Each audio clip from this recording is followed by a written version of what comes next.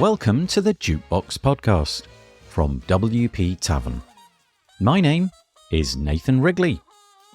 Jukebox is a podcast which is dedicated to all things WordPress, the people, the events, the plugins, the blocks, the themes, and in this case, the 20th anniversary of WordPress. Today is a bit of a departure for the podcast.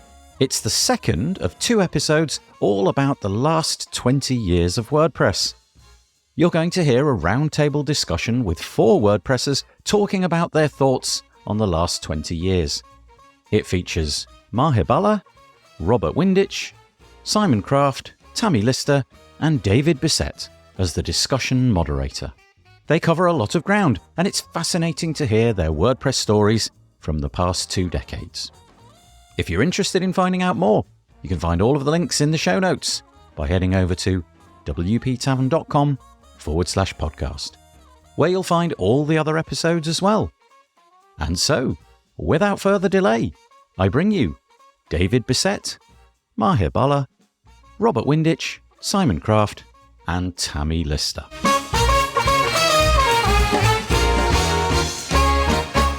We have so much to talk about. We have 20 years of WordPress we got to condense in the next 60 or so minutes. For those listening, or heaven forbid, if we can use AI to clean up my face, we will be putting this on YouTube maybe, hopefully soon.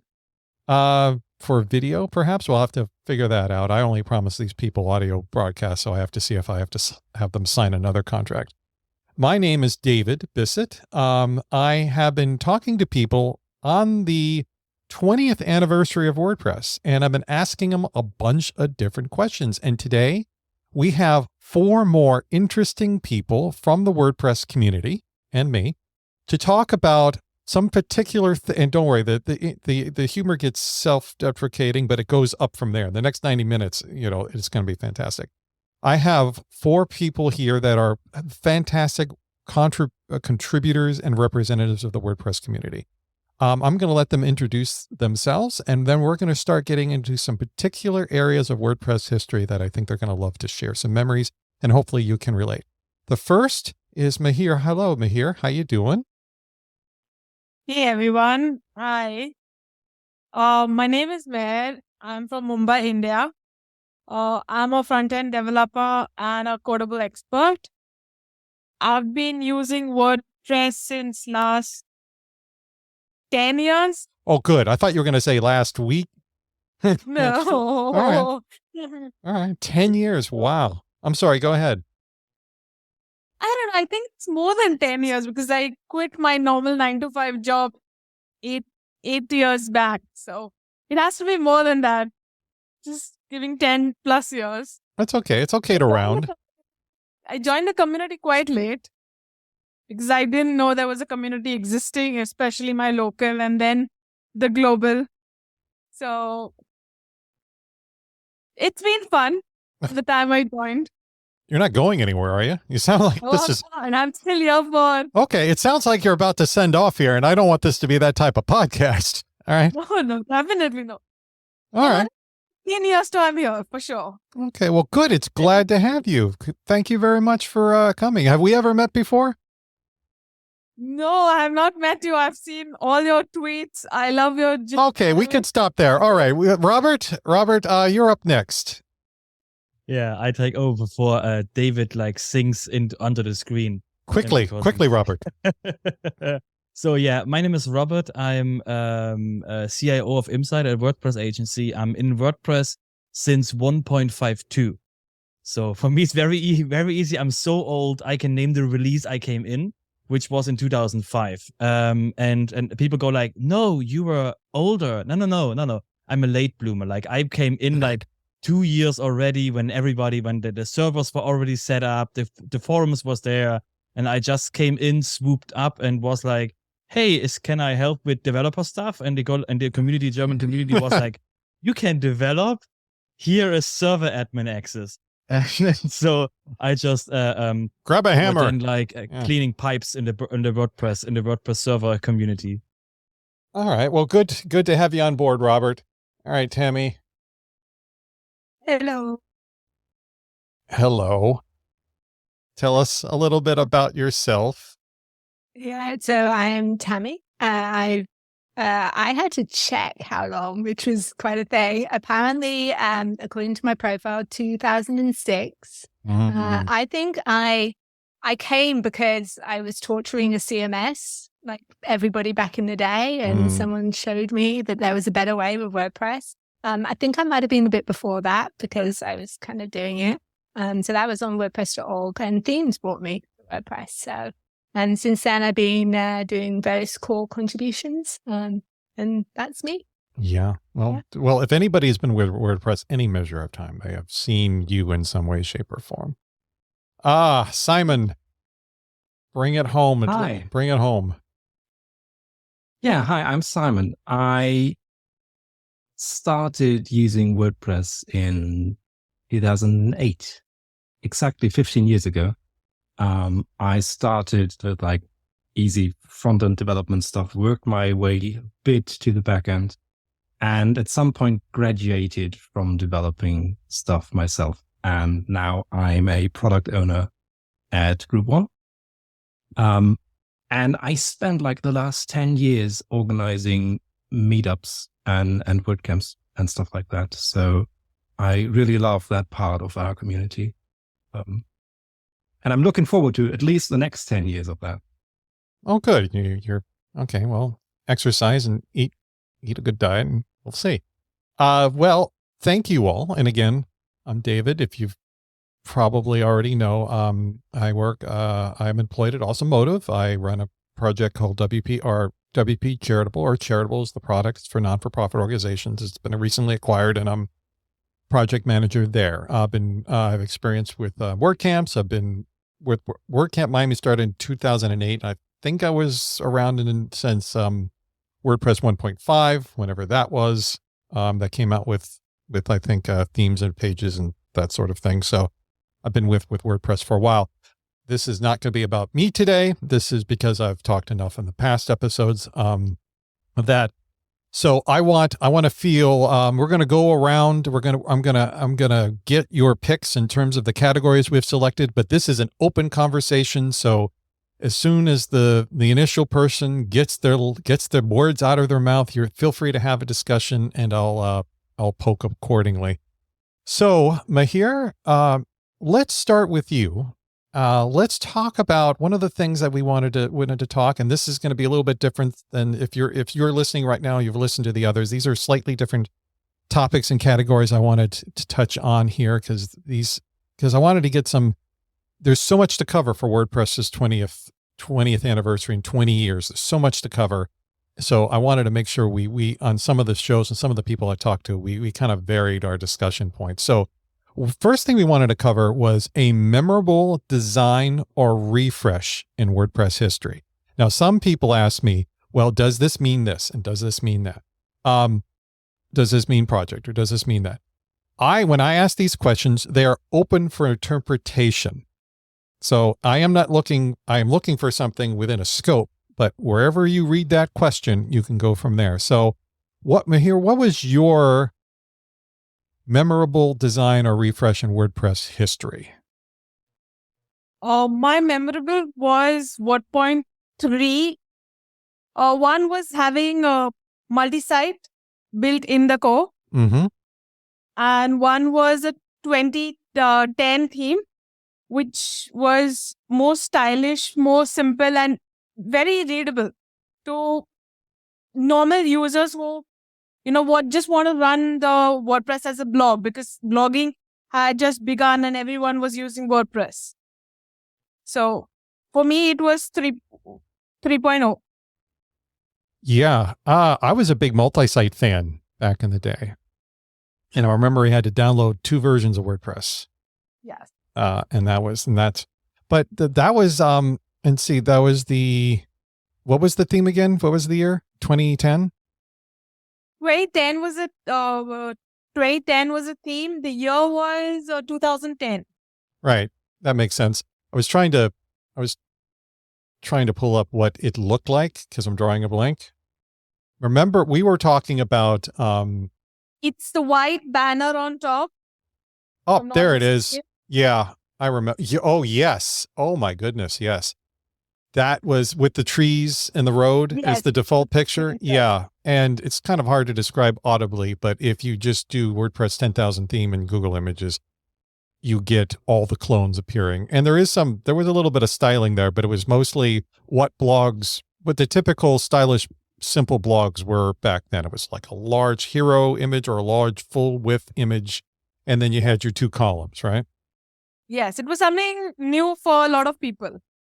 Well, before that, not too much before that, I don't know if there was another WordPress. I forget when WordPress year theme started. Was this the first one? That was the first default theme. That was the first. That was the second one, no? No, that was the first official default theme. Well, there was Kubrick before that. No, I see. Dang it, I lost a bet. Yeah. Because, I should have said that's the first default theme that was named after years, because we had Kubrick for like 4 or 5 years before that. Oh, yeah. So this is kind of memorable This because was the first default, the one that started the default years. Because we got so sick and tired of looking at that stuff, a Kubrick theme. No, I mean, it was nice and pretty, but I mean, it's like my kids. I can only look at it so much before I need something new to glance at. So, but yeah, it was perfect. But all right, so I think that's pretty memorable. Nice round number, 3.0 multi-site. No more Kubrick, first year theme. I agree. That's a pretty good design moment in WordPress history. So Robert, what's your big design moment that you want to share? So first, Meher, taking multi-site from me. Like, we have a conversation next WordCamp. Like, and from me, by the way. So was that going to be your pick? No, yeah, I'm the multi-site person. Yes. See, we already have our first after 3. So yeah. That's totally. It's you are the first one. And I'm shying away from other things because I know Tammie wants to mention that one thing that ends with a number, probably the design refresh. But like I give Tammie the no, okay. I can take it. Okay. So you try to be a nice human being. Well. Yeah. Because like I'm the second one. So but I have like. You are welcome to that one. Yeah, but that's would be my second pick. So I would with the biggest like design like seismic shift from like from the feeling was when the menu went from the top to the left. Like that was like. I have no idea when this was. Like, I'm very bad. Like when it was ages ago. The menu went from the top. You mean the admin menu? Yeah, we had the WordPress menu was in the top. Yes, yes, it was, because I remember in 1.5 it was, but I can't remember. Now you're gonna have to make me look things up. I would guess, but I'm bad with like, because it's so. We're currently talking about like between like which dinosaurs were alive when this happened. So that's why it's so far off. And I will simply say like the biggest like design wise for the user interface was really when the top menu, which was not like, it could not scale because you had determined like length in the menu.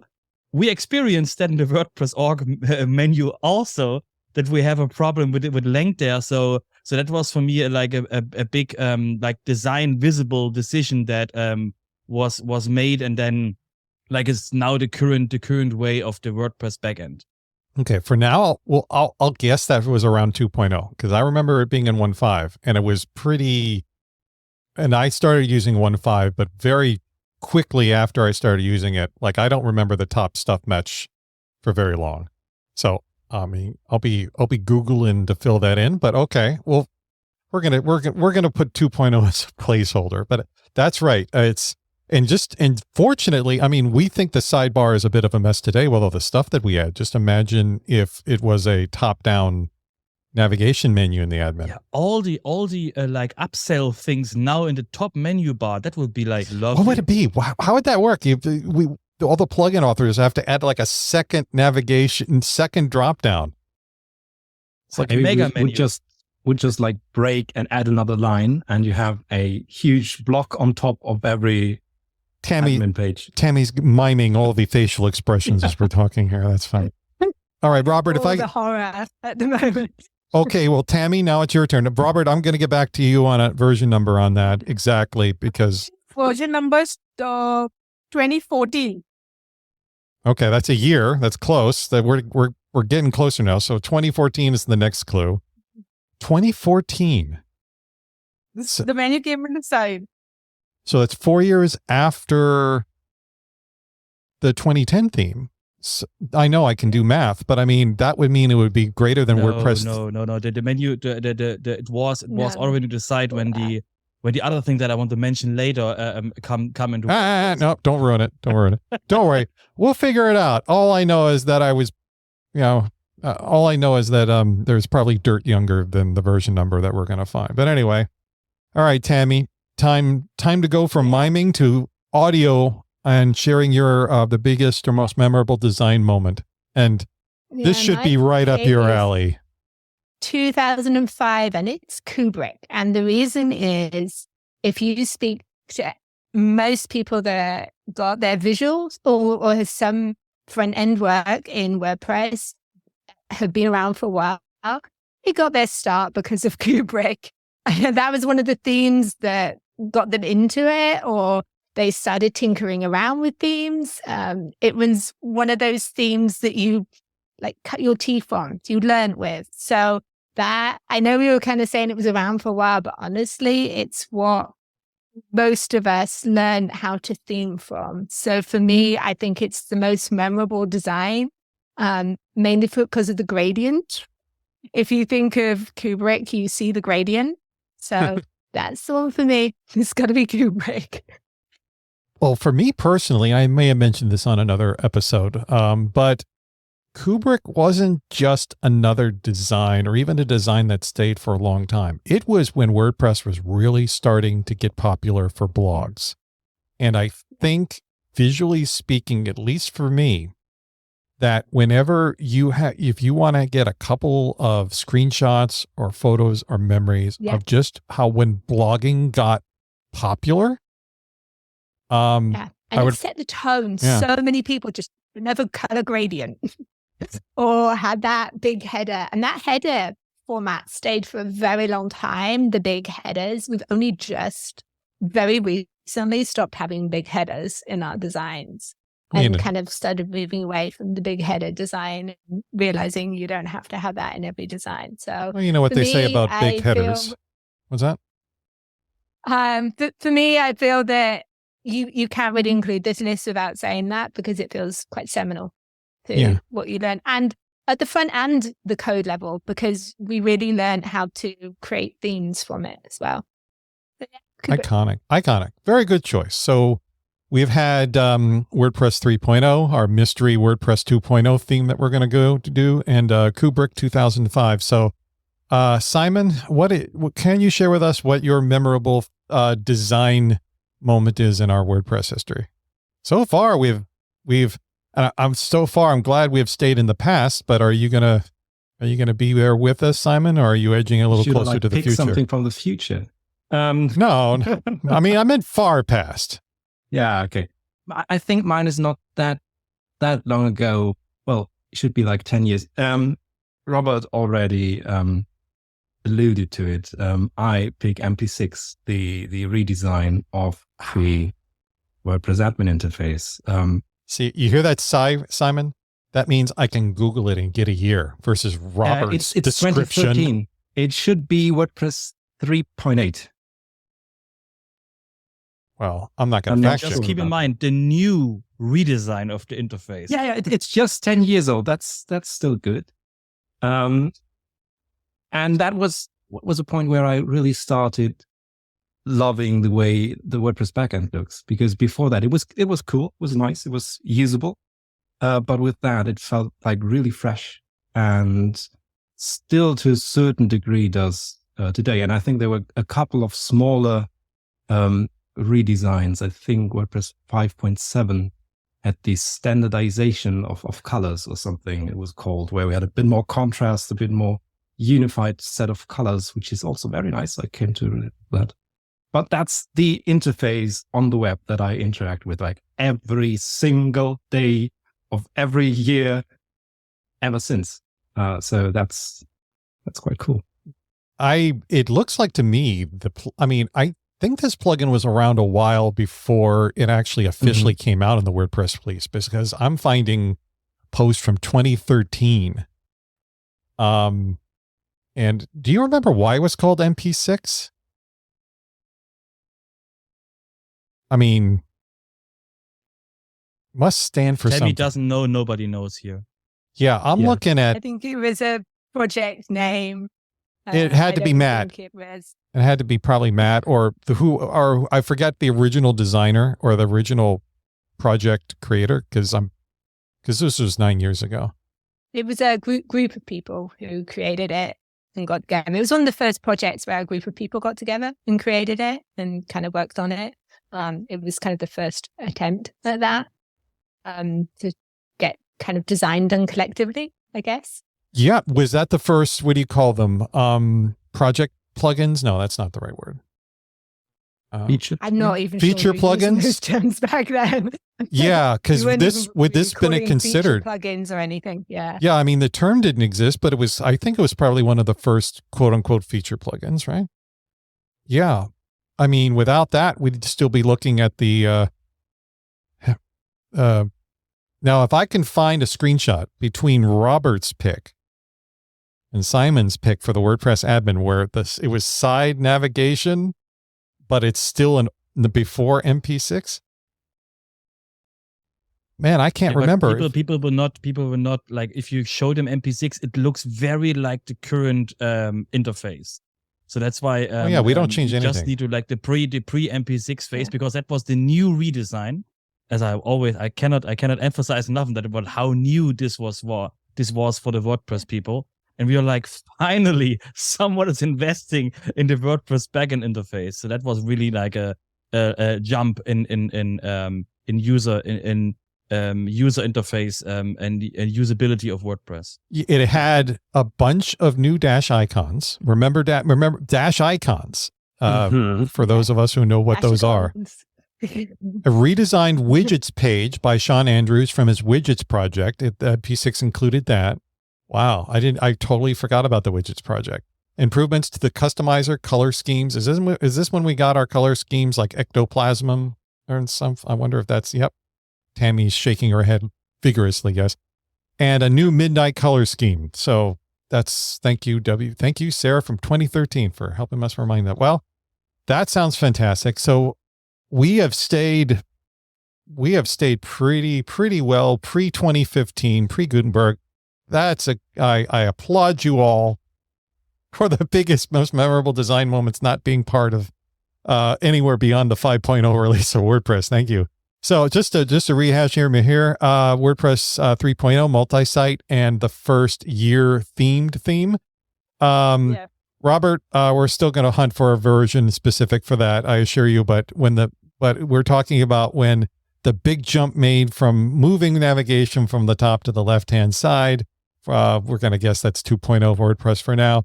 Kubrick, who could forget Kubrick? We didn't. Tammie thought that was, and that probably one of the most fundamental images and thumbnails representing the blog when blogs were in its heyday, when movable type was starting to fade and WordPress jumped on the scene. How iconic! And then MP6, Simon picked that, and that of course is just, we still have that with us today, and that's been probably around 10 years. So fantastic. Well, from design wise, I really don't have much to say in this department. I think the early version of WordPress that introduced pages was great, but that's not really much of a design feature. That's just, I think it did open it up for a little bit more design. If I had to pick something, I don't know if this would be my most memorable, but I use it every day. It is the redesign of the WordPress site, WordPress.org. A lot of people don't remember how that looked way back then. And then it was all split out into various groups, various categories as we have them today, core and design and plugins and all of that. I don't know, maybe this is an old person talking, but it was really clunky and really plain back in the early days. And now with the learn.wordpress.org and the redesign stuff that's happening, it's looking so much more professional and grown up, maybe is the best word I can describe it in. But anyway, that's just me. And maybe I will share some, if I can find some old screenshots of that, which I couldn't initially. Maybe I would love to share them with you. So let's move on to our next category. Meher, you are up again. So we are talking about the most notable enhancement to WordPress core that isn't Gutenberg related. So I definitely put that qualifier in there because I think that would be way too easy, way too broad. And when I say most notable enhancement to WordPress core, that means this is it had to appear in WordPress core at some point. Maybe it's something that's not there anymore, or maybe something that it was acquired or merged into WordPress core. It didn't have to start there, but it was something, a most notable enhancement to WordPress core. And I had some people say, well, what do you mean by enhancement? Do you mean coding wise or design wise? Again, this is up to your interpretation. As long as you don't say the G word, we'll be okay, Meher. So go ahead. What is your most notable enhancement to WordPress core? We had no Guten free. Mine is the events widget on the dashboard. I'm sorry, say that again. My ears exploded. What was that? The event widget. Oh, the event widget. Yes. Ooh, this is why I like talking to people that are above the age of 18, because that's all I have in my house for like a week, every week. The events widget. Oh, tell us a little bit about that in case people have forgotten about that. So, whenever there's any meetup happening or WordPress happening in your locality, the events are displayed there. And in our local, what I noticed is once the widget came out, a lot of new people who didn't know the community started, attending meetups, started interacting with the community. So we had a few different people at every meetup. So that's something which is memorable, which is that for me. Is an amazing pick. I never would have thought of that. And apparently The community grow even with that. So for me, that's still in the mind, more than Gutenberg. That's amazing because not only did it serve a I can't remember if this is when people realized meetup.com was crap. I can't remember exactly when. Sorry to our sponsor, meetup.com, by the way. I love you. So mom, who works there. So meetup.com was probably the only way WordPress people were finding each other at the time. Do you know when that, I guess we're going to have to find out when that came about because I have no idea. That was WordPress 4.8. And do you have a year for that? No. Oh, well, now that we know a version number. Hello, welcome to a podcast where we're doing our research live on the air. Thank you. 2017? 2017. Something like that. Yeah, welcome to a normal community conversation, by the way. We don't run around and know version numbers and years. We just go like, do you remember this feature? Oh my God. That's you get what you pay for. The hallway track. People are getting what they pay for. Someone gets their phone out and starts tapping and then finds it and they go, oh yes. Someone's rolling their eyes right now and starting a letter. Dear David. Oh, I can't believe they didn't know that. David, professional in quotes. We have that before that, 2017. The reason why I was wanting a year is because that is before, I think, Slack. In WordPress Slack, I believe. No. Slack was in Seville already. Slack was there. So yeah. Okay. So I don't want to pinpoint it. I guess. Yeah. Cause I remember a community summit when they made the announcement, but that could have been as early as 2015. So if that widget came out in 2017, there were still ways, I guess the two top ways you would know about WordPress community would be meetup.com was still probably the biggest way there. And then maybe if you were on WordPress Slack at the time, right? Yeah, but meetup.com was we decided on meetup.com because I remember the conversation we had internally by, hey, let's build this. And like people who know project management was like, that we want to do democratizing publishing, not democratizing events here. So that's why luckily we decided to simply give meetup.com money and let they run all of this, and we simply like hooked the Meetup API into their system and was simply like let them do all the work. Oh, So I like, was talking, when I talk about meetup.com, I talk about the interface on meetup.com, because my experience with it was I was running meetups through meetup.com and creating the meetups, even searching for meetups. And I'm sure it got better over time. I think coincidentally enough is remember when there was that single page for the WordPress meetups, like you said, I think there was some deal with I don't know. I'm going to guess WordPress Foundation on this was involved or something, but before a while you would just have random spots of communities on meetup.org, which was hard to find. That's the experience I remember, because I was running one of those meetups, or two of them actually, for a while. And then there came a time where everything was under one umbrella, organizational wise. I think it had a dedicated page. And probably, I'm guessing at that time is where the widget would probably start pulling that kind of information, right? Because it's all centralized meetup. It's probably on like a meetup organization or something like that.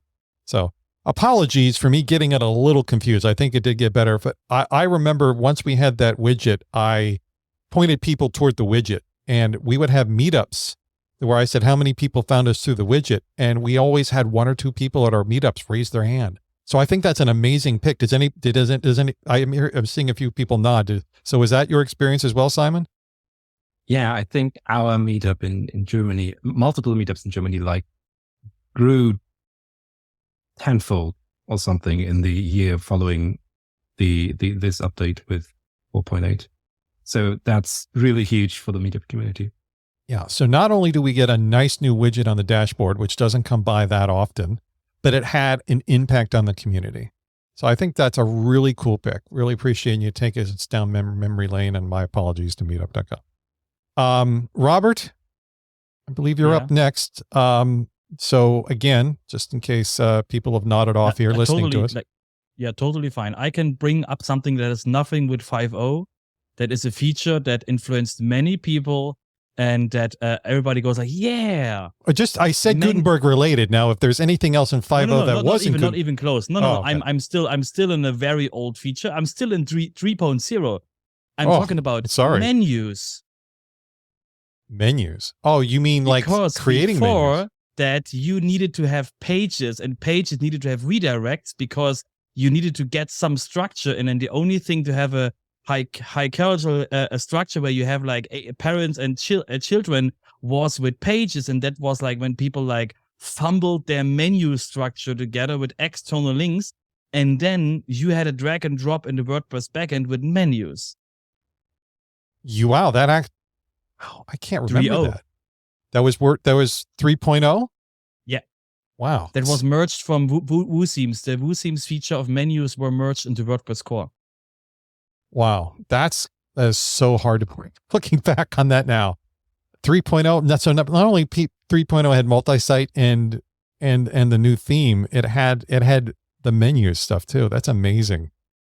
That would have been so barbaric. Probably the reason why my website. No problems with me with features in WordPress. That's so barbaric. It's like for a long time, it's like, why do all these WordPress sites barely have any menus on them until this date? I remember Cooper. That might explain why my early Cooper days. I don't see many menus. They were on the sidebar. A lot of the links for websites. Yeah, I don't know. It was all a widget. It were all kind of lists. No, that was the link feature where you could have defined. That's what it was. Because that's all we had. You didn't have anything else. And then when you had early menus, you had to do those Walker things that you only knew if you knew special magic words and wore wizard hat. That was because it was really, really difficult. Oh, wow. Okay. Well, yeah, definitely. Notable enhancement menus. Where could we be without menus? It's like a car without, I don't know, a steering wheel or something. All right, Tammie, notable enhancement to WordPress core and no Guten. Yeah. I think I'm back at 3.0, but I want that checked. Custom post types is where I'm going. I feel like we're just settling on that release, but it's one of those releases where we just kind of, it feels like it grew up, or we got the features which then meant that not just people could write blogs or use, you could then pivot and grow and extend. That's really what that release felt about. And custom post types, if you think about everyone that's made a product or everyone that's used it in an agency or anyone that's done anything with WordPress, they wouldn't have probably done that if it hadn't been a custom post type. So it kind of was there, or at least that concept. So, and even Gutenberg has the G word, I'm sorry, but that has the roots in that kind of thinking. So yeah, custom post types is the thing for me. It's really what started to make WordPress more than a blog. Like everybody's, then you could make it yours, and you could take it your direction, and you could build on top of it. You know, we now think about like headless and doing everything you want and all that. That would not have been possible if we hadn't started thinking about custom post types, which now sounds really like simple, right?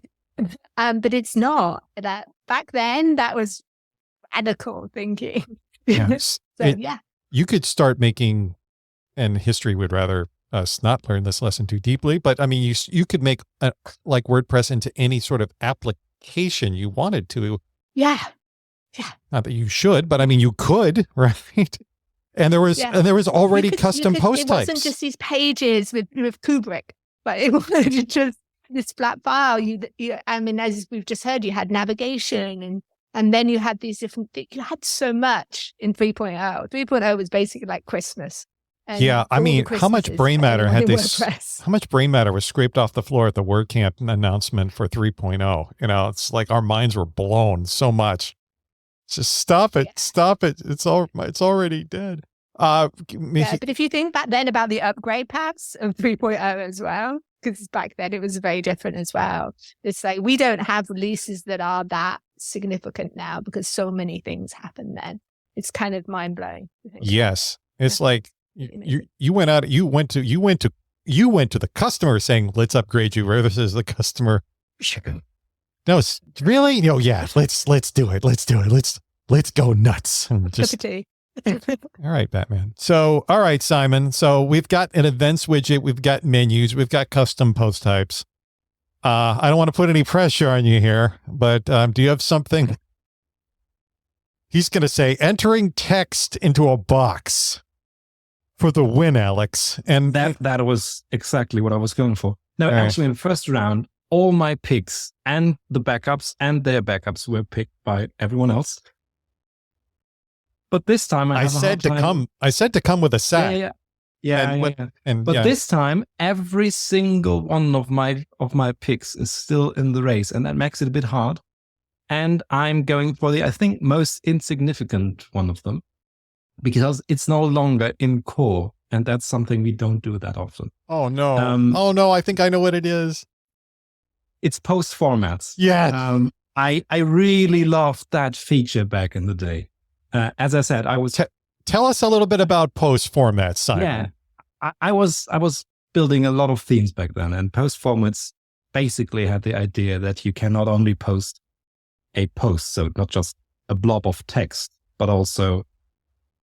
Oh, I have a list somewhere here, so I don't have to fumble around like an idiot. Something that was called a side, like a small kind of update kind of post. You had galleries, links, images, quotes, a status.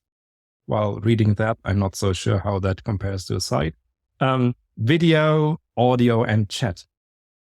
And they're gone now. They were introduced in 3.1. But they were that was a really fun way of styling different kinds of content in blogs. I remember Matt talking about it on stage, by the way. I mean, I'm that old. So happy that they are gone. I'm so happy that I'm not at all. Robert, they're so confusing for people. Robert, we'll get to your negative emotions, but I'm sorry, Simon, I interrupted. Go ahead. You were telling us about this wonderful feature. It was so wonderful. And at some point, I'm not sure when, it was removed from core. I think there's still a way around that. You can still technically use it in some capacity, but it's not longer in core. I mean, you can also use a block now. You could use a block and and have it as a. That's not the same. I mean, No. you could stay in it. Well, it was introduced in 3.1, it says here. So it almost made like we were riding high back then as WordPress people. We're like, oh man, 3.0 is so awesome. What's next? What's next? Oh, there's post format stuff. Oh man, we got to do this. And then crickets. Why do you all think that post formats didn't make it? I think blogging is not that relevant anymore. Yeah. So I think that's one of the things is like, it's very in the blogging sphere. I think it works just for blogging or not for a particular type of blogging even. And there was if you think about, was it timelines? It was a big thing back then. I would kind of want to bring them back, and like listening to and doing in status updates. It was kind of in a time before we used social media as well. So people were using their blog to post and syndicate everything on there. And people just started doing that in other places rather than their blog. Not saying they're not going to come back with the world as it is and owning your own content. But I think that because it was very particular and then WordPress was starting to become about more broad in its terms, I think that's the thing when we moved to plugins being about particular things rather than the interface. Yeah. I just want to pick on my like negative thing that I said. I just wanted like in terms of the user, for the user, it was very complicated to like decide while writing. And if we are emphasizing on like for the majority of users and have it very lean, mean interface, then it's like going like, okay, what of these 7 things is that what you currently want to do? Or 9 or whatever it was. And it was not extendable. So it was, oh my God. So that's why it was very for the user, that's why I'm saying like, it was not easy to understand and they just want to publish. And then we're going like, please do this checkbox and otherwise you cannot like start the car. So that's why I was like really against the post formats because they were against the directory of WordPress having like becoming easier to use for people. Yeah, and as much as I love the feature, I think that's a valid reason to remove it. Yeah. Because even a lot of my clients, they choose a post type and they expected some result, something else came up. So a lot of people were confused, users. I can see that. All right. So I have here events widget, menus, custom post types, and RIP to post format. Although I think it's in the code somewhere. You can, up to this point, right? They wouldn't just outright kill it. They hit it and it's still in there somewhere. And it's just one of those few things in WordPress that had a lot of fanfare. And again, it just, for one reason or another, it just kind of fizzled a little bit. And so anyway, so I'm going to throw in mine. So believe it or not, there is something that was once popular, and I don't know if post formats you could say it was popular, but I like to think it was. At least it had a little bit of runway. There was something early on in WordPress that was popular, that was used quite a bit. And then in version 3.5, I think at 3.5, feel free to correct me, future self, that it disappeared. I'm talking about something in the admin. I'm talking about something that was started very on in WordPress. And in fact, it was part of blogging culture for a long time, that if you had a blog on your website, in the sidebar, looking to see if people are starting to think about this, you had a list of other people's blogs that you would link to. And that was called, drum roll please, I broke my table, blog roll. That was called a blog roll, but in the WordPress backend, does anybody remember what menu that was? No? Okay. Links. All right. Thanks for ruining it. Links. There was a links menu. No, that's right. I made it. So it was the links. So I don't know if this was in WordPress from day one. I like to think like pretty soon in WordPress it was. I couldn't find when it was actually officially added, but I'm pretty sure I could if I put my mind to it. But link management phased out of WordPress from what I can see around WordPress 3.5. Supposedly WordPress.com added them back or something along those lines. I'm not sure if they're still there. So in WordPress 3.5, links was gone. And, you know, by the time it was gone, nobody was using it. Very few people were using it. Because I remember when it was gone, it was like one of those things that like, it was getting old and crusty anyway. And it needed to be taken out to the refuge, trash bin, dumpster, whatever you kids are calling it these days. But I remember using that as one of the first things when I started with WordPress 1.5, because blog rolls were a thing. You would like link the top, like people were reading your blog, they wanted something similar to, and you needed something on the sidebar. And believe it or not, when people stopped using that, they kind of went over to menus, like a menu widget or something. I think with some people wanted to continue that. But yeah, the links management system, blog rolls in the early days of blogging, those were things, you know? So anyway, RIP to a real one. Links management. So that was for me. All right. Lastly, can I jump in? Can you link to something? Sure. Yeah. I cannot, like, because it was also hard for me to pick something. And Simon, do you do the other thing? Yeah. Okay. So one of the things that was very very important, but it's not like really visible to see this to people, is for me the REST API.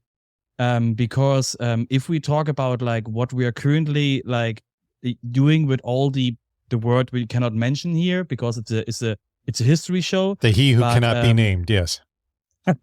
But without the REST API, many things currently would not be possible, because that's the foundation and like the sheer energy to put this into WordPress against all odds, against like, why do we need this? It's not a visible feature. And when everybody was like, but we need a REST API, XML RPC is not gonna make it. We need to have the future to really communicate with the WordPress backend. And this needs to be in WordPress. We really, really need this. And then we got like some base features in there. And now we have it like as the foundation of, we cannot name it here. We have this the foundation, and if you would disable that, you would like have a time machine jump back in the time with the features that we're currently having. Yeah. The rest probably the next iteration of the WordPress interface, like WP admin, is, I guess, very likely to also be based on the REST API. So here are some runner-ups. Just thought I'd throw them out there real quick. Auto updates. That was the one that Robert meant. I should mention. Yeah, we discussed that earlier. Auto updates were introduced in 3.7 and changed, I guess, WordPress forever, because since then every WordPress website is updated, at least patched to its newest version, which is really cool. And until recently, we also kept like all the, I don't know what was the last version of 3.7 still supported. Like 30, something like that. 30 something. 40, yeah. So it was really crazy that all these old versions are still maintained to a degree. Meher, did you? I had. I'm sorry. No, I'm sorry. I wanted to get Meher. Meher was shaking her head like a bobblehead doll. Did you grasp auto updates? Because Meher, as well as everyone else, I think, because I know there was a lot of controversy in the beginning about WordPress back then, smaller market share than it does now. Were you comfortable with auto updates, Meher, in your decade? Well, I'm sorry, you weren't a decade before, but how were you comfortable? Were you comfortable with WordPress updates? Initially, no, because a lot of sites broke. That was because of the theme and the plugins. But as years pass, auto updating WordPress is good, because at least people have reduced saying that WordPress is not secure. Yeah. When it is auto updated, people find that, okay, fine, WordPress is secure. What we add to it with a theme or plugin, there is some vulnerability over there. So you got warm to it. What were you saying, Tammie? I was going to take us in a different direction, so I'm checking whether we are done on auto updates. Oh, yeah. Well, yeah. The other two I only wanted to mention in passing was the customizer. That's kind of, we're kind of seeing that maybe in the rearview mirror a little bit. For a while, though, that was the true no-code interface to customizing a theme. In core anyway. And lastly was the, let's see, I pasted a URL and this URL does not make sense. There's also smaller things too that maybe doesn't play to, I wouldn't say a huge part, but we had things like site health, import, exporting WordPress in from core with the plugins, that sort of thing. So lots of little things. And I had one from 2012, which was something that's going to get redesigned or reworked in this cycle or this phase, which is the new media management, happened in 2012, which sounds a long time ago. Yeah, I can't even remember what it was like before then. I think you had to draw something and mail it to your WordPress blog. Be glad that you don't remember. It was a big thing. And I think that, and even you could have picked like the old way we used to do revisions, which even now you look at revisions and you think, oh, that's quite dated. The old way was even more dated back in the day. And why I kind of thought of those ones was because they look dated to us now, but we're redoing them now. And I kind of think that that's kind of interesting to think of, like the cycle of like every 10 or so years is kind of when we kind of redo things, which kind of is healthy as a project. Hey, well, we're an open source. If we can get to the 10-year mark, that's a win, right? Pretty healthy. Actually, just to wrap this section up, completely forgot about revisions. Not that I use them too often, but that and the little thing. The slider came in? Yes. When we first got the slider. I'm not sure if I took to the slider very quickly because I'm like, it's kind of like going to the eye doctor. Does A look better to you or B? I worked on that. A or B? No, it had nothing to do with the design. It had me trying to keep in my head and then the side-by-side stuff I think was a lot better, but revisions has saved more people's butts probably than one would remember, because that and autosave, for a while, I don't remember when, but I know WordPress when it started did not autosave your posts as you were typing them. And I remember Matt standing on stage saying, no, that now your power can go out or whatever, and you've got that post. And revisions, and that also for me blended into later revisions where there's a previous revision. Are you sure you want to edit this, or do you want to look at that or go back to it? I think that then revisions was, I always kind of forget the words, but it was when we were trying to make things look real. I think skeuomorphic or something. It was like when you were trying to make it like Apple, you're trying to make things look real, all those kind of design things. And I think, unfortunately, it did inherit a little bit from that. So I think now we would go a lot more streamlined. My design has come on a little bit. It's more information based. It's more how you're going to process. It's more kind of quick. If you look at the way GitHub and all those kind of interfaces are now, we've learned. But back then we were trying to solve a problem that hadn't really been kind of comprehended. We were trying to visualize issues that we hadn't. So it was kind of really interesting to think of, like, going back to it now with everything we know about the complications of those. And now we know that people probably do want to extend those, probably do want to export them, probably do find them useful as well. We may see a little bit of a change in this department with phase 3 with the multi-user stuff too. Oh, I think we're going to see a complete change in that. Well, at least I hope we do, because honestly, that's not going to scale. Yeah, you think? Yeah, I would. Yeah, I'll always get my daughter says, I'm trying to edit a post in your site and it says you're still in there. Can you close a tab? I'm like, I can kick you out. I'm like, fine. You're your mother's daughter anyway. So, all right. So we have one last category here. Meher, you are up first. Now, this category is how I described this. And I'm getting these are getting wordier as we go along, but okay. So this is a memorable community moment, or a community initiative, or a community cause that wasn't a WordPress release. And you're saying, well, why did David put not a WordPress release?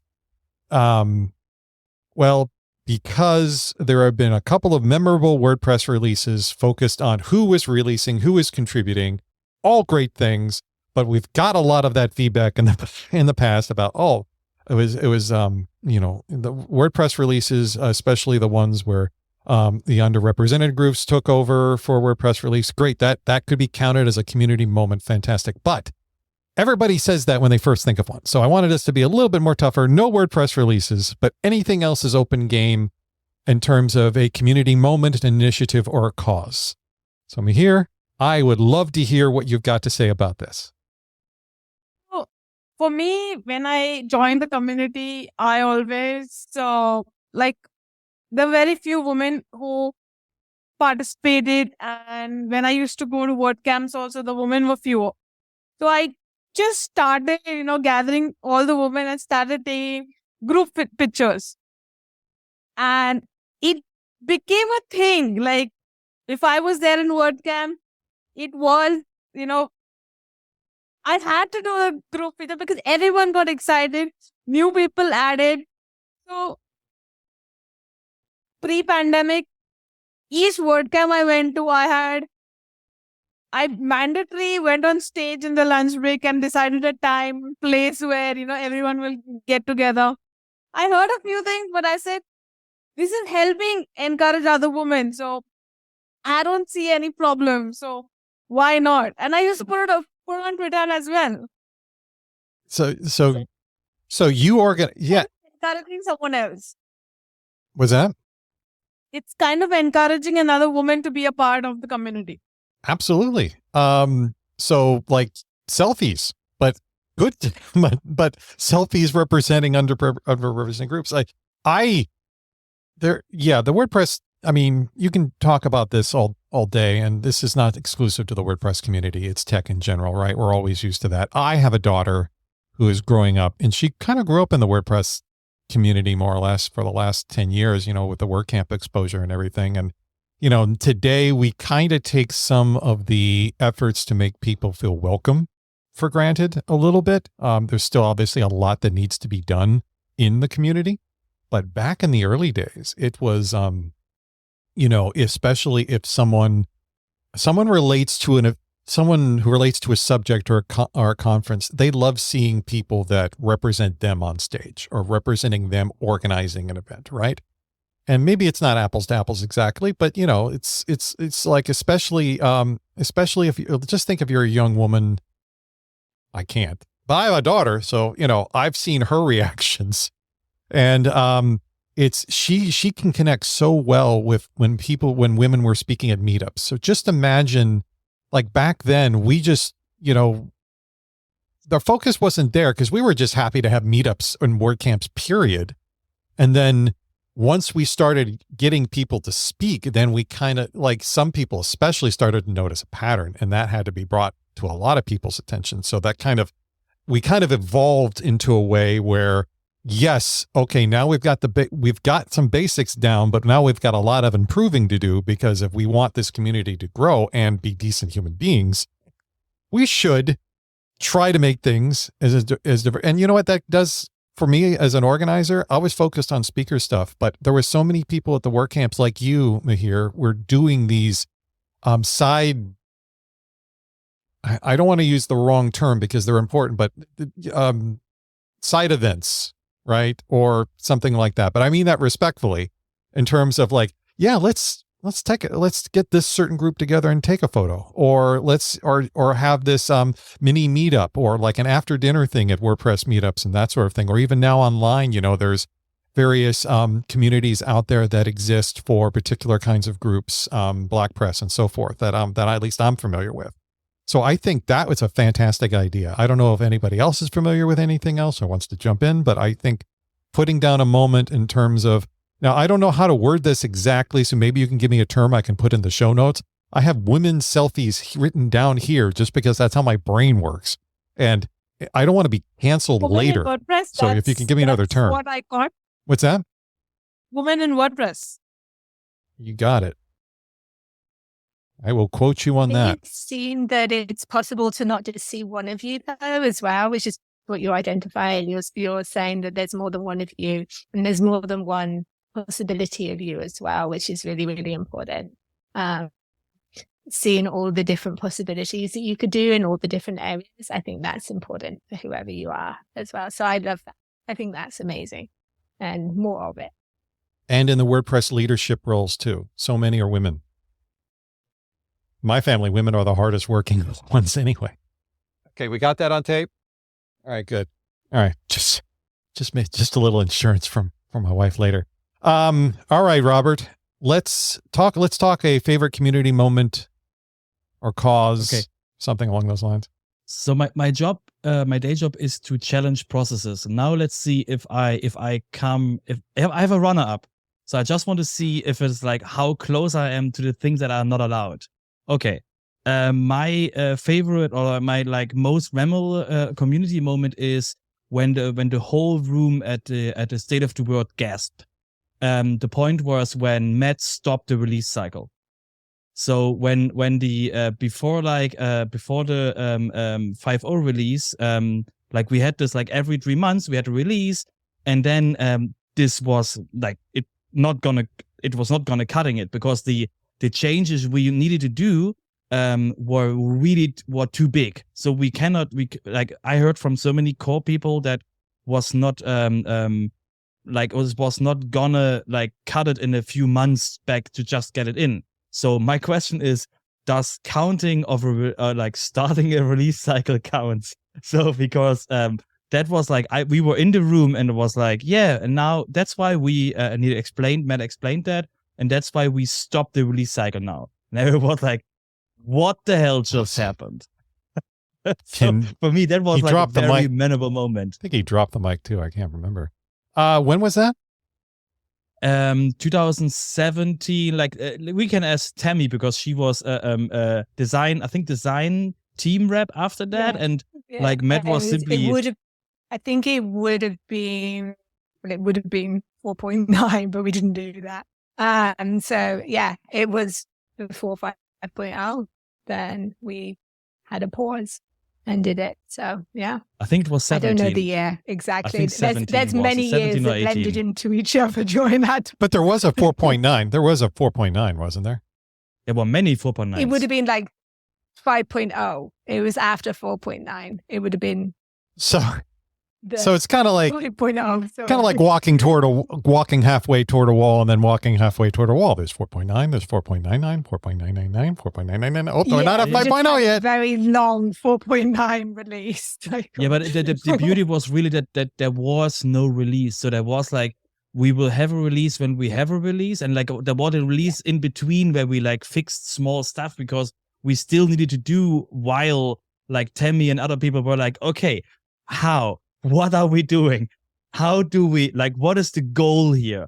And that's why it was really for me like it really in this moment in this room at the WordCamp US, you really could you could feel a needle drop in the room because like it was something that never happened before, because like you could you can set your watch to WordPress releases, and then we simply stop doing that while deciding that we like stop doing it because it doesn't make any sense.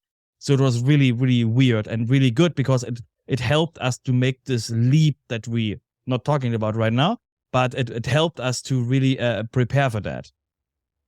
It was also a stop and help was also kind of part of it. It was stop and this is how you can get involved. I think that was kind of the other bit. Like once everyone kind of gets over the stop, it was, and then here's how you can get involved. So it kind of had that double, or at least that was my through the haze of time impact. Was it brings about the okay, now I can get involved because people do like a release cycle, right? And so consistency. Now I can get involved, and now I can do that. And it did get us to 5.0. It absolutely got us to it. And without that, we would not have had the 5.0. You know, there's no point in releasing something there. We are radically different from what we were, but there's no point in releasing something that would have been half-baked. It wouldn't have worked. Yeah, so we have actually done that at least once in our WordPress history, right? Yeah, I don't know if we'll see a moment like that again, at least anytime soon. It seems like Gutenberg phases seem to be planned out, or at least not like that drama-ish type of thing, right? It wasn't a press release. Robert's right. I remember I remember saying Matt said it, and I think a few people had to change their pants. It was that kind of a moment where you just kind of expected, like, this is all we've known, you know? And that's funny because, you know, fast forward to a few days before WordCamp US and you know, me in a hotel room, super caffeinated, trying to finish something as Matt is in a chat room saying 5.0 is coming out now, whether we like it or not, it's coming out, you know? Anyway, I better stop with the analogies. It was ready. Well, it was ready, kind of like I'm on top of this on a hill skiing, and somebody says, "Oh, you're ready," and slowly pushing me off the ledge. It was that type of ready. Oh yeah, it was ready. I just did, you know, just thinking my life flashing before my eyes right before it came out though. Let's see, Tammie, I think your next community initiative, cause, whatever. I'm going to take you back to 2014. I don't want to go. Miami and the first ever kids workshop. Oh, you actually snagged something. Oh, because that felt, I still have really fond memories of it. It kind of felt really incredible it wasn't even really that organized. It wasn't really that. Thanks, Tammie. Really appreciate it. Big initiative. I'm sorry, but there's no like back then. Yeah, David written like all over initiative. I'm sorry. we weren't trying to do. We were just going to be doing the event. We weren't going to necessarily try and do anything bigger with it. And I think it planted a good seed that maybe took a bit of time before anything else happened, but that was absolutely fine. And it was really important for just to start that. I think it's both important for representation, but also important for an open source project doesn't work with older people only working on it. So for me, it was incredibly special. If I think of the people that were in that room as well, who were passing on, many of them are still involved, contributing. In fact, all of them that I can think of. And it was just really special for me. Yeah. Now, just to be clear, for someone who is about to write that email to us, this is not the first kids camp ever in a WordCamp. It was the one Tammie attended. No, it was a kids workshop. It was well, I don't like to use the word kids and work very close to each other because people get sensitive about that. Yeah, it was 2014. It was no like kids camp or anything like that. It was just, I don't think it was that long either. We weren't doing it for or anything like that. Kids don't exactly have long attention span. So yeah, that's under. It was nothing official. It was no official kids camp. It was nothing, and it was a long time ago. So there was no kind of officialness of it. But no, it was. I think we got them set up on a blog, and we got them customizing a theme and writing their first post. That was as far as we got. That was our goal of the day. Some people vowed never to have children after that. Our younger volunteers. Well, I mean, it was there at Miami because I was at Phoenix and saw something very similar. I think it was a one-day event in Phoenix. I was there watching the kids, which nowadays sounds creepy when you say, oh, are you here? Do you have any kids? No, I'm just watching them, seeing how they do things. All right, sir, security. And, but I was watching how they did it in Phoenix. And this was, I don't know, maybe it's 2012 or 2013 or something like that. And then that's when we started doing it in Miami. And now there's lots of kids camps. There's a whole kids section now of learning and people in charge of that type of thing now. And there's probably going to be something at US. I know there's something at Europe coming up, which is fantastic. So it's exploded. And then when we did our 10th anniversary WordCamp Miami, it progressed to a point where we had the kids, I forget what the ages were. I'll just say like 7 to 11 or 7 to 12, 7 to 13, that age group, doing what you said more or less. But then we kind of took the teenagers, 14 to like high school level. And then we had a day where we taught them WordPress. And then a day after, like we taught them WordPress and how to build a store in WooCommerce. Then the next day we taught them SEO and how to market it. Wow. I think it was also back then we were being very experimental with what could a WordCamp be. Remember the day of rest and all the different kind of buddy camps and different things. I think we were just kind of experimenting with different formats as well. Yeah, exactly. We were just, I think that was part of it as well as like, how can we start? And it's great to kind of think about that as well. So I think that was kind of amazing. Fantastic memories. Stole one of my mentions. So Simon, Let's cover the anything from a community moment standpoint that stood out for you. Yeah, I'll stay in the event space, I guess. Oh, he's choked up. This is going to be so good. And I just noticed that we'll stay in the 2013-ish kind of time frame. It's the WordPress 3.0 of years, right? Yeah. Because I think it was early October 2013, we had the first WordCamp Europe in Leiden. And it was such a stupid idea back then. Wait, let me write that down.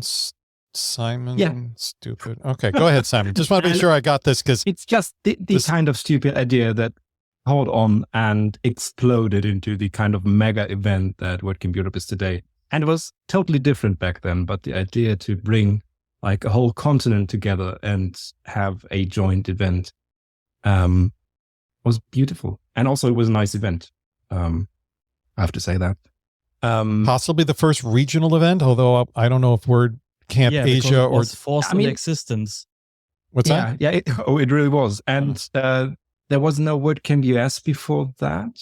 At least no official one. There was none. There was just San Francisco, the global one, as we European call that. And I think it's fun. Sorry. No, go. As it was the first, and it was done in an incredibly short time.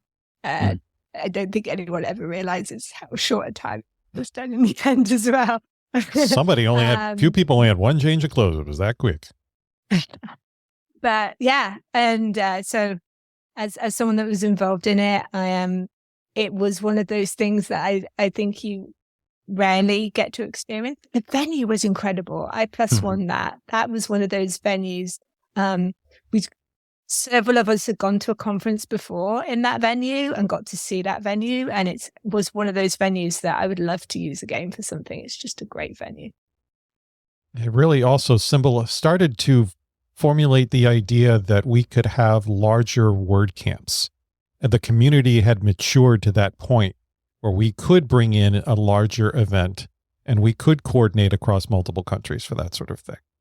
Before that, all you had was cities, or I think in a few places, or general regions like WordCamp Southeast or Midwest or some direction in the US. But that was a very memorable moment in terms of community history. Because again, I don't know. I don't know when Japan. I know WordCamp Japan has been very, very long standing, but for Europe, it got a lot of attention, and I think rightly so. So I'm really good for that, because it kind of set the pattern for WordCamp US a bit. It set a precedent for there's WordCamp Asia, and there's probably, I feel like I'm leaving somebody out. I think there's one on the books, and I just can't remember what region is now going to be. I know they want to have a WordCamp Africa. WordCamp Nordic. You had a WordCamp Nordic regions in Europe. Mm-hmm. Yeah. And who knows, in 30 years, WordCamp Mars. So anyway, I think that's a pretty good thing to put a pin on in terms of the community there. Now, I could, as much as I like my WordCamp Miami, there really was nothing. There's nothing that equals that level, so I'm going to leave that out because I'm biased anyway. I do want to mention two things from a community cause or initiative standpoint. One was and I may have mentioned this in a past episode, so listener, I apologize if I'm repeating myself, but it's also when we talk about the community, recognizing those that we no longer have in our community. So I thought one thing that stood out to me that represented it was the Kim Parshall's Memorial Scholarship. And because a lot of the old timers remember her. I remember her at WordCamp San Francisco. But also like all those other people that, our community, the older community gets, people get old.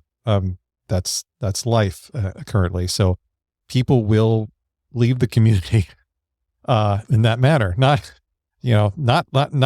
drama wise, I'm never coming back to the community, but people pass away or people have accidents and that sort of thing. So it is that kind of represents to me, not just the scholarship itself, which is a great initiative on its own, but it's a recognition of, we have important people that we want to remember in the WordPress community, whether it's in the form of a scholarship or honoring them on social media every year, seeing their names in releases. I know there's a couple of people, and I am really, really bad at remembering his name right now, but he created a plugin. He was into race car driving. I remember him in a race car Viper. outfit. What's that? Viper. Yeah, Viper, right? 7, but what was his name though? Yeah. What was the name? I'm going to Viper kill it. 007. Yes, the username. Yeah, but I'm talking about his real name, and I'm frustrated with myself. I can't remember it, but I remember when he passed away. I forget what plugin he did. I guess I'll include that in show notes. He did the regenerate thumbnails plugin, and his Alex. Oh, okay. So we remember him by reputation, but it's all of those people that do these plugins. And Alex Mills. there you go. I'm horrible at remembering names, but yes. I'm Googling. Just like. Oh, I don't judge. Honest. Just keep your hands here. So we have Kim Parcels, we have Alex Mills, all of these people that are involved, that were the community, that we've taken their we've taken their plugins and their work, and they're, and it's in WordPress core now. It's our popular plugin now. And the other thing I wanted to point out as a community initiative or moments was the WAPU itself has, and I see one behind Tammie. Hopefully she knows it's there. And we have so many, it's incorporated, like every WordCamp now has a WAPU. It was also, a lot of the kids stuff had WAPUs involved as a cartoon character. And, that was part of the kids camp stuff. And I'm sharing a link with you all right now. One of the coolest swag moments I ever had was for, I don't know which WordCamp Miami was, but we came out with these Uno cards with WAPUs on them. And I put it on as open source on GitHub, and this is the community angle. Like a couple of WordCamps from like the other side of the world. I think from India or Indonesia. I believe it was somewhere in that general area. They pinged us and said, "Can we use these?" I said, "Yes, they're open source." So what they did was they just changed the design a little bit. Like they put the WordCamp logo on it and maybe translated it a little bit in their language. But now people are saying, "Oh, those are cool cards." And like, I have a little bit of pride. I said, "Yes, those are cool when we thought of them over in WordCamp Miami." But I'm even more happy to see people repurposing swag like that. And I thought the WAPU was an original great idea. And I'm glad that Matt kind of adopted that as part of the unofficial I'll say unofficial mascot, because I'm not seeing it on Unofficial WordPress official is the official term for that. It's unofficial official. Just think of all the pins, all the badges, all the shirts. I don't know if you ever saw the WordCamp WAPU shirt from WordCamp Miami that had the face. There was an actual physical WAPU. Yes, That the was one amazing. walking around. WAPU became physical. I was wandering around. It was the best. WordCamp Miami 2019. I know the people that were in that suit. It was like a walking Cheeto, but it was so worth to see a walking WAPU around. But yeah, it's just think of all the swag and like the just the very thought of a mascot itself, not a logo, but a mascot, I thought really helped shape the WordPress community. It was a great community moment. So anyway, thumbs up to all those people. I have one too. What's that? Yeah, I have one to add. I think the sustainability initiative, which is a new one, I think that's just getting started, but I think and gathering momentum and finding out what it means. But as someone that's organized a WordCamp before and tried to do it, sustainability, we're in Brighton, I think it's really good from that.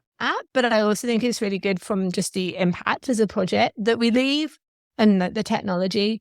I think talking about like trying to be around as a project for a while, we kind of have to be aware of all those aspects. So I think that initiative deserves a kind of call out, because it crosses so many of our areas and it doesn't necessarily get as much kind of eyeballs, I think.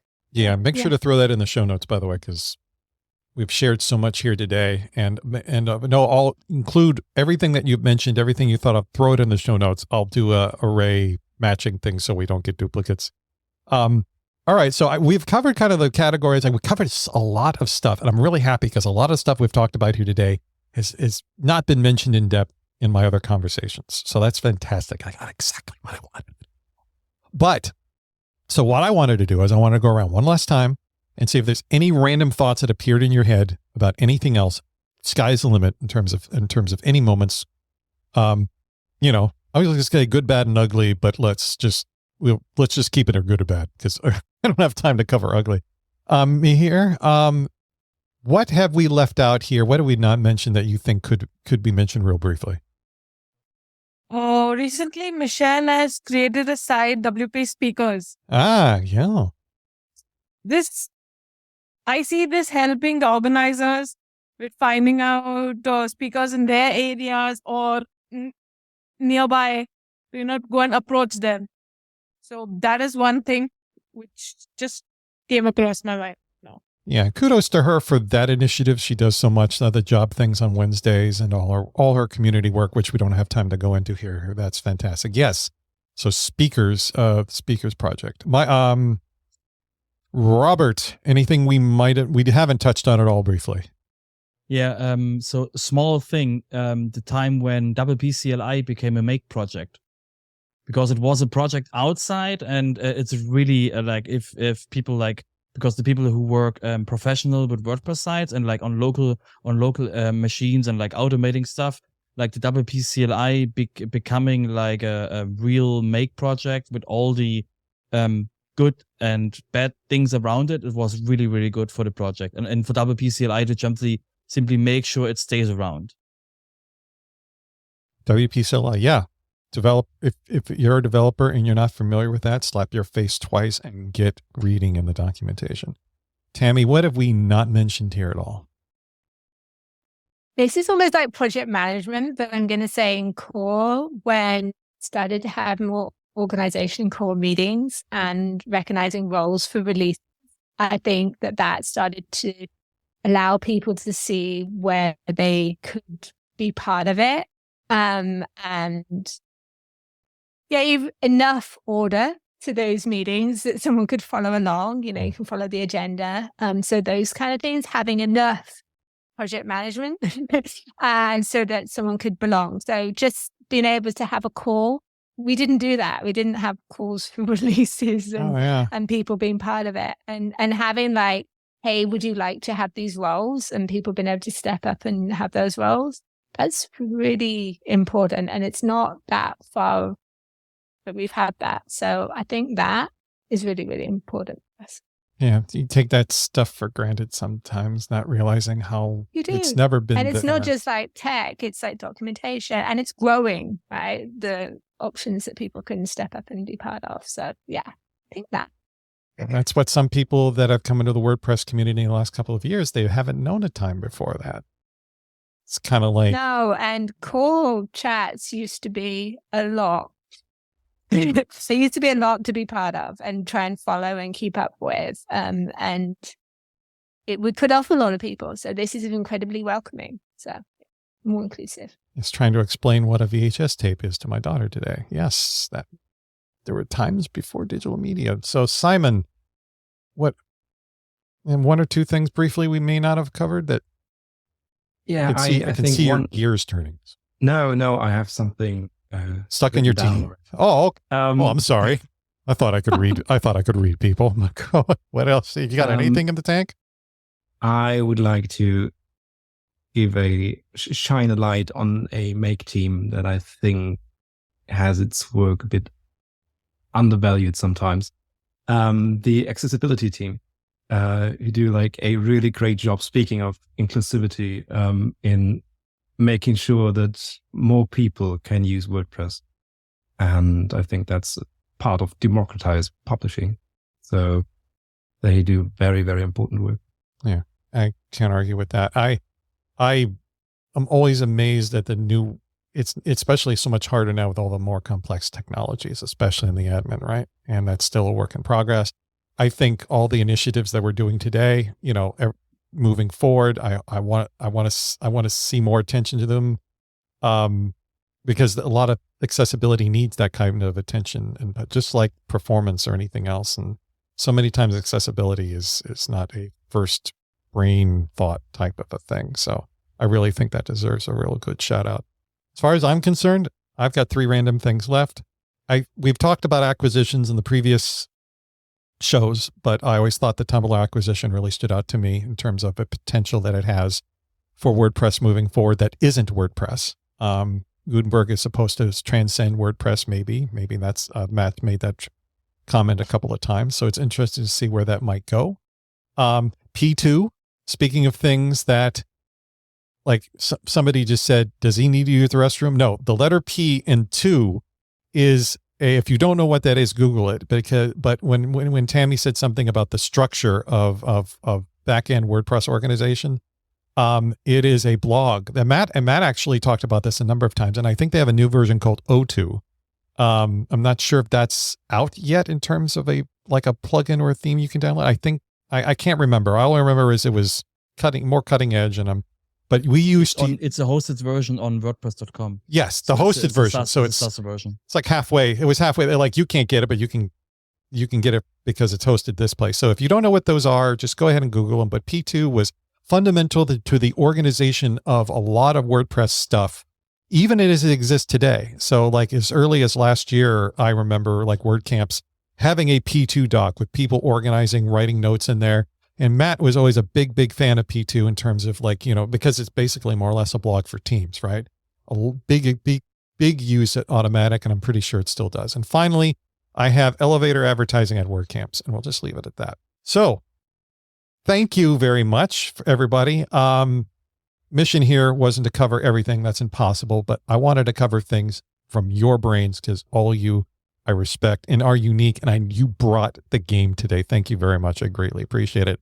So let's go around and then let's say we're people. I was going to say do your closing remarks, but this isn't a talk. Where can people find you on social if they want to follow you? Because these days it's who knows, it's social, blog, whatever you want to share. Meher, you go first.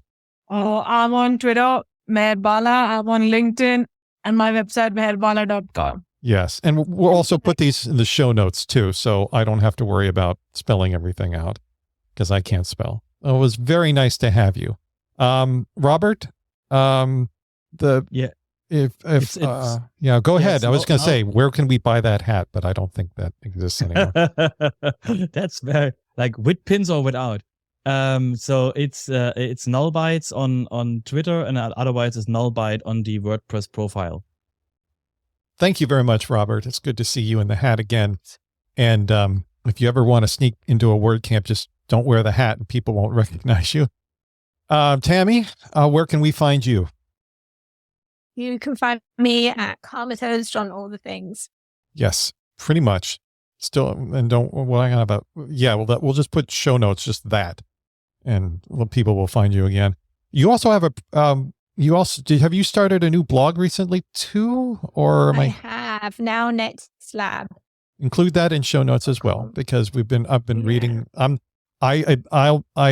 be ashamed to admit I don't know when you started it, but I've been picking up the last couple of posts, so they've been very insightful. It's only been a couple of weeks. Thank God I put myself out there and it worked. I'm sorry, go ahead. Yeah. I'm just starting to write just generally about where could WordPress go in the now and the next. Yeah. Okay. I'll throw that in show notes as well. Some thoughts. Yeah. Well, you've always had some good thoughts, so I think it's worth sharing. Simon, where can people be finding you? I think the easiest is simon.blog. Seriously? I blog these days. Yeah. I was an early adopter. You don't have to rub it in, but okay. And I think I'll link to basically all the other things from there. So I won't try and spell out my Mastodon username and domain thingy. So. Please don't, because it sets off my Amazon Echo for some reason when you start saying Mastodon things. Nope, we're good. All right, we're fine. Yes, Simon.blog. Wow. And you've got an English translation too. Oh, that's great. Less crappy Twitter embeds, please. Ooh, I'd like to read that one. All right, so Simon.blog for you. So just if you're hearing this and you want to follow me, best place to go would be either davidbisset.com or davidbisset.social. Big thank you all for coming. Your time is precious. Greatly appreciated. And we will talk later. Thank you. Bye.